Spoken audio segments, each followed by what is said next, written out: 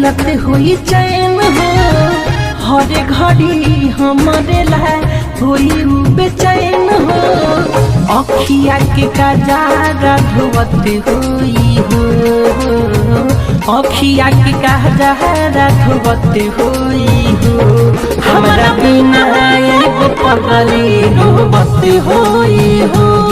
हमारा बिना एगो पगली रोवत हुई हो सुतलो पाओ करना मिलत हुई चैन हो हर घड़ी हमारे ला होई बेचैन हो अखिया के कजारा धोवत हुई हो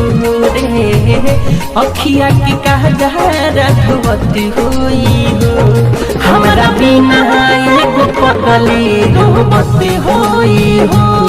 हमारा बिना एगो पगली रोवत हुई हो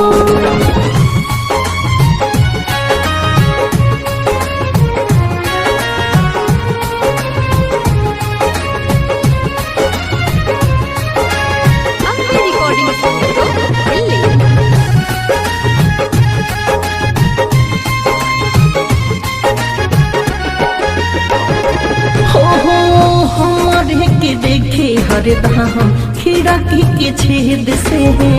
हाथ कटले रहे हमारे चलते ब्लेड से हो हमारे के देखे हरदम खिड़की के छेद से हाथ कटले रहे हमारे चलते ब्लेड से हाथ कटले रहे हमारे चलते ब्लेड से कैसे निकाल पाई हमारा के मन से हमारे से प्यार करे ले बचपन से गम के मोटारी ढोवत हुई हो रे गम के मोटारी ढोवत हुई हो हमारा बिना एगो पगली रोवत हुई हो हमारा बिना एगो पगली रोवत हुई हो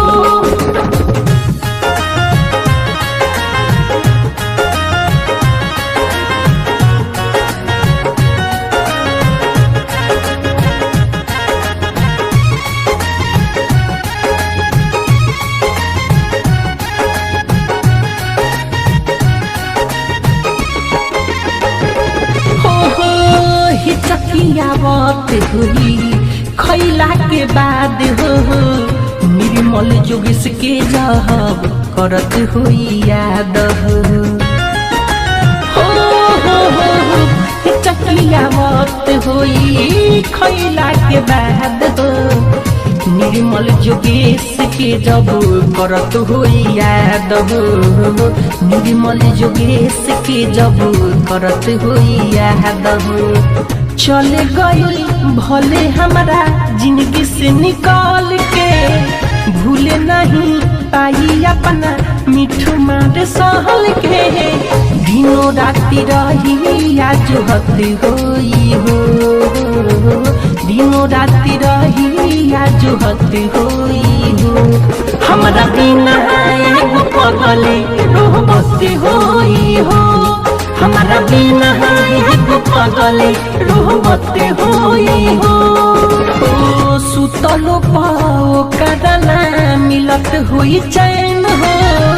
हर घड़ी हमारे ला होई बेचैन हो अखिया के कजारा धोवत हुई हो रे अखिया के कजारा धोवत हुई हो हमारा बिना एगो पगली रोवत हुई हो हमारा बिना एगो पगली रोवत हुई।